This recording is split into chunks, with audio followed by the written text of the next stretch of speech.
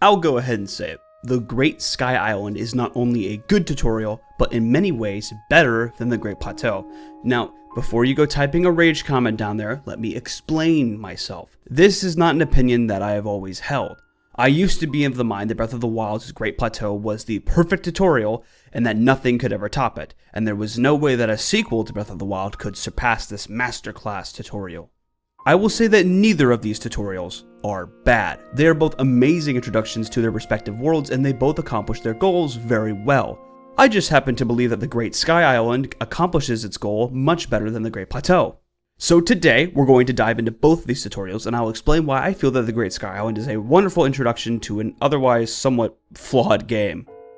I'd like to start by talking about some of the common criticisms I've heard about the Great Sky Island and why I think many people are misguided or have the wrong frame of mind when it comes to this tutorial. I also think this will hedge off a lot of the potentially annoying comments from the Tears of the Kingdom haters out there, and to be clear, I'm not really a big fan of Tears of the Kingdom either. There are many aspects of the game that I dislike, but nuance is hard, and we have to admit sometimes that the things that we dislike can do things correct every once in a blue moon. And I know that the internet is especially a hard place to find nuance, so I expect a few comments about how I'm wrong. To start off, the largest critique I have seen levied against the Great Sky Island is that it is far more linear than the Great Plateau. There are two elements to this argument that I think are really important. Firstly, we need to know the context of this tutorial. Why is this tutorial made in the way that it is, and why is that different from its predecessor? Secondly, are people misunderstanding the goal of this tutorial? As for the first claim, I think it's important to know that despite how hard Tears of the Kingdom tries not to be a sequel to Breath of the Wild, it is still a sequel to Breath of the Wild, and this tutorial should be made to reflect that. While it might be obvious to you that a sequel to something should follow up the footsteps of the original, I think the Great Sky Island is distinctly trying to differentiate itself from the Great Plateau and from Breath of the Wild. I mean this both mechanically and obviously thematically. Thematically, the difference is obvious. In Breath of the Wild, the Great Plateau was somewhat disconnected from Hyrule at large, but it didn't really feel that too far off. And I mean that literally. We're still on the ground in Breath of the Wild. We're very grounded in Hyrule. Furthermore, we're in Hyrule as it currently stands, a ruined, forgotten echo of what once existed. Link can feel connected to the Great Plateau because he knows Hyrule, that is assuming he was able to regain all of his memories. So at any time, Link could return to the Great Plateau and remember some of the various vistas or events that may have taken place there 100 years ago. If that point feels a bit tenuous, I understand. Saying the Great Plateau is more grounded because Link can remember it and it's actually on the ground is a bit much, but consider the following. The various ruins found on the Great Plateau resemble ruins found throughout the rest of Hyrule. It's all very modern architecture by Hyrule standards, and it's certainly cut from the same cloth as the rest of Hyrule. It's intentional as it feeds into this idea that the Great Plateau is a somewhat mini version of the rest of Hyrule. I'll get more into this later, but I bring this up now because generally speaking, people expect Tears of the Kingdom to be the same way. They expect it to be grounded and connected to the world at large in the same way, and it's very obviously not. For starters, we are quite literally disconnected from the rest of Hyrule atop a collection of floating islands known as the Great Sky Island. If ever there was an obvious indicator that this tutorial area is not supposed to be the Great Plateau sequel, then the setting is it. We are hundreds of feet in the air with no obvious way down that would not lead to death. But let's take this a step further. The Great Plateau is one large connected piece of land with the only thing sectioning off parts being like a cold river or like cliffs that the player can climb. You are able to go anywhere on the plateau at any given time. The Great Sky Island rejects this idea entirely and throws us into multiple, much smaller floating pieces of land. Because of this, it is inherently more linear than the Great Plateau. You aren't going to get everywhere all of the time, and that is intentional.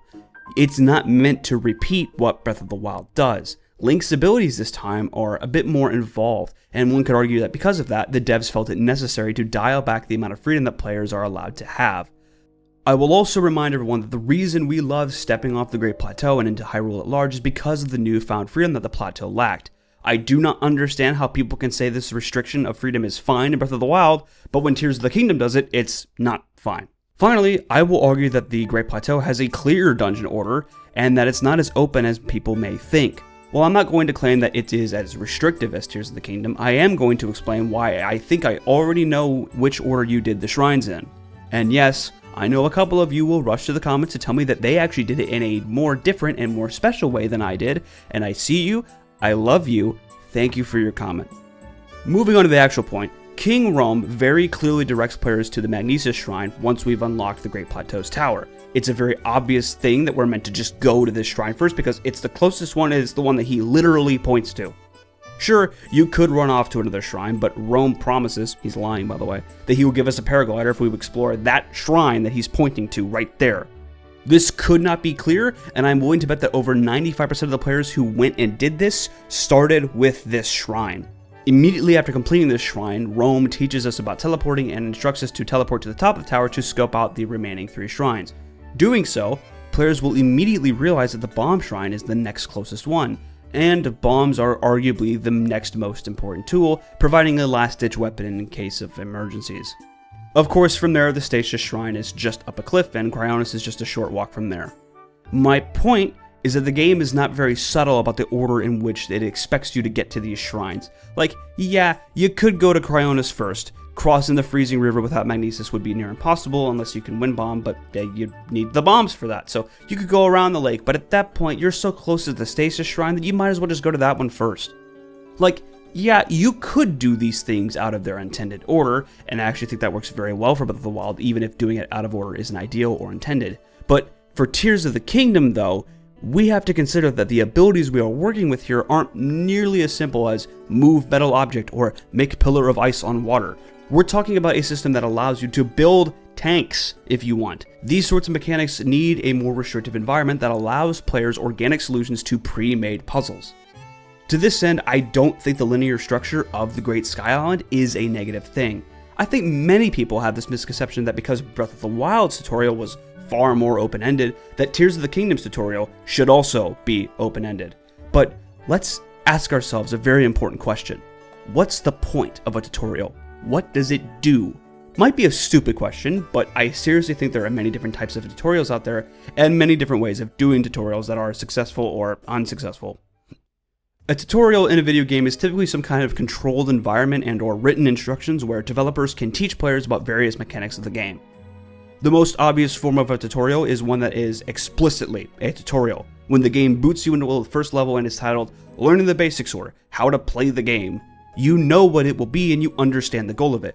Many games try to disguise their tutorials in an effort to not break immersion. In some cases, this is simply not possible. Some games are too intricate to not have explicit explanations for how things work. Take, for example, Xenoblade Chronicles 2. It is notorious for how awful its tutorials are. This is in part because you can't go back and reread the tutorials after they've been explained to you, so like if you skip the dialogue, you're screwed, you're done, it's over. The game's combat is very unorthodox and thus requires a lot of information be thrown at the player. The biggest problem really is that players can't go back and look at this stuff when they need to, and it makes some encounters really frustrating. The reason I quit playing Xenoblade Chronicles 2 back in 2017 is because I was failing an early game boss fight because I didn't understand auto attack canceling or my position when performing certain arts. It just didn't make sense to me because I had no way of going back and reviewing information that I might have missed. And it really wasn't until 2024 that I watched a video from Sugar Conroy about the combat and I finally understood the system. And now that I get it, it's easily one of the most engaging combat systems I've had the pleasure of playing. Breath of the Wild and Tears of the Kingdom, by comparison, have very simple forms of combat. It's really not that complicated. As such, they give you like tiny blurbs of text on screen explaining basic actions, and they let you figure out the rest from there. It's not wholly hands-off, it still has a way to interrupt your gameplay, but it definitely doesn't overstay its welcome. It blends that organic learning process and gives players plenty of information in a perfect way. Tears of the Kingdom, of course, also has to explain these basic functions like attacking, so they show up in the same way that they do in Breath of the Wild. A little text blurb pops up, you press A and you move on. This is where things begin to differ between the two games. Breath of the Wild, while clearly having an intended path, entices the player with other activities around its tutorial area, and players are not hindered in any way. They are free to explore and to learn the game's mechanics as they see fit. They learn how to cook, how to use a bow, how to solve Korok puzzles, how to take down a stone talus, and tinker with various abilities in any fashion. Make no mistake, Tears of the Kingdom allows you to tinker with abilities and do all of these same things just along a more guided path. Instead of walking to whatever place you need to, you may have to build a bridge using trees or planks of wood so you can reach the next shrine or solve a Korok puzzle. Letting players have Ultra Hand first is very intentional, Getting your hands on Fuse before Ultra Hand or Ascend probably would feel really weird. Fuse, in a way, feels like an extension of Ultra Hand, so forcing players to use Ultra Hand to reach the shrine where we unlock Fuse makes perfect sense. The devs want you to get used to creating and making things in your own way, and they give you a safe environment to do so. As a natural extension of creating, they teach you about the ability to fuse your items to your weapons and change weapon properties. We can make a knife, sure, but we can also make a weapon that blows our enemies away, or fuse items on arrows to light things on fire. The game goes as far as to make players face down enemies with fused weapons. The game is showing players the various ways they can use Fuse and what kind of wacky contraptions that can come out of that. Once we have Fuse, though, the game does something really interesting. It almost forces players into a cave. For the first time, we really can't see where we're going in relation to the world or what's around us beyond a couple of rooms. Forcing players to go through caves in order to reach the shrine where Ascend is a genius move. By using Ascend outside of the shrine, we can reach a few places that were simply not accessible before. Using Ascend on this pillar brings us up to a platform where we can find a mini-boss in the Great Sky Island, a massive construct capable of shifting forms and doing massive amounts of damage. This is the Great Sky Island's equivalent to the Stone Talus found on the Great Plateau in Breath of the Wild. It's a mini-boss that will test our abilities. It's entirely optional and is honestly kind of out of the way. In order to reach it, you have to backtrack from the Ascend Shrine to this island that's not always really easy to do. Well, you could fly to it, it's far easier just to make your way back and ascend up to the boss. The reward, of course, is the Flux Construct Core, a powerful attachment to any weapon.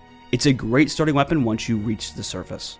Of course, Tears of the Kingdom throws another wrench into this and gives us our 4th shrine after we've completed the first 3. This is the game truly restricting what we can do and when we can do it. We are forced to do this shrine, then make our way back to the Temple of Time where we are finally able to upgrade our health and leave the island behind. Now, here's why this tutorial works so well. For many players who came over from Breath of the Wild, we are used to an unparalleled level of freedom. Even on the Great Plateau, we were able to go anywhere and do anything. In Breath of the Wild, leaving the plateau was a freeing experience because we could truly explore to our heart's content. In Tears of the Kingdom, this feeling of freedom is amplified by the restriction therein. Because we are forced down a narrow path to do certain things in a particular way, the door finally opening to us is all that more rewarding.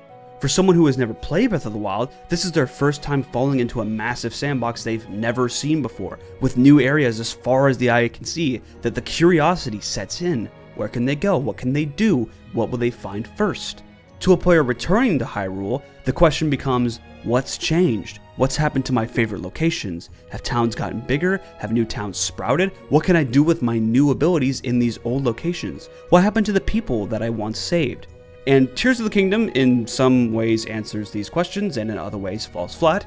However, the execution of those questions should not diminish the feeling of breaking out of that cage and finally touching the ground. Okay, let's get back to my original claim at the beginning.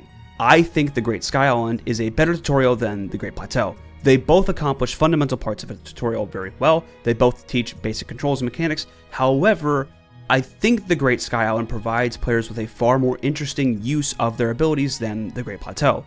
This may be in part because of Tears of the Kingdom's tools are inherently more advanced, whereas Breath of the Wild's tasks may be blowing up a rock wall or two, or using magnesis to make a bridge, or smack a rock while it's in stasis.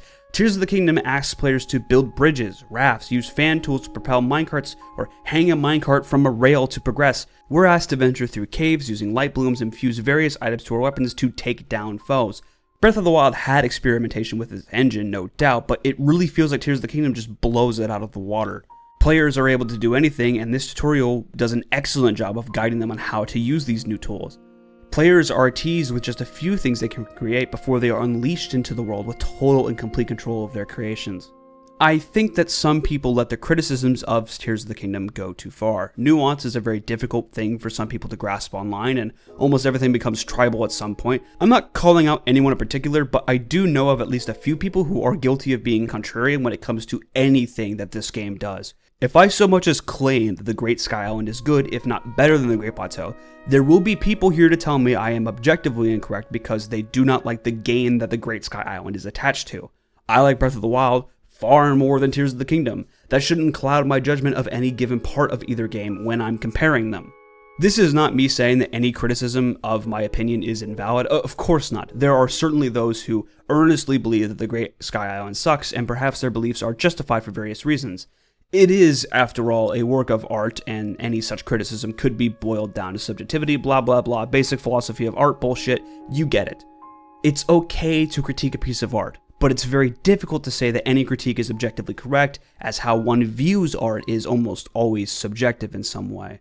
Do both of these tutorials accomplish their intended goals? If yes, then the critique beyond that is pretty much subjective and kind of irrelevant. Though some may argue otherwise. My point is, before you go typing a rage comment below about how awful and shitty the Great Sky Island is, maybe consider that you're talking from a place of contempt or misguided hate. You may not be, that's not really for me to know. That being said, the setting of the Great Sky Island is objectively better than the Great Plateau. Bite me. The sky is cool. Fuck you. But I want to hear what you think in the comments below. Did you enjoy the Great Sky Island? Have you gone through it since your first time playing Tears of the Kingdom? Why is everything fucking yellow? Unrelated question, I'm just genuinely curious if anyone knows why it's all yellow. Anyway, now that I have taken a break from my big Breath of the Wild video, I want to let you know of all of the plans I have for the channel moving forward. As of now, I plan on working my way backwards through this 3D Zelda series, covering each game in a similar vein to Breath of the Wild, though not as long.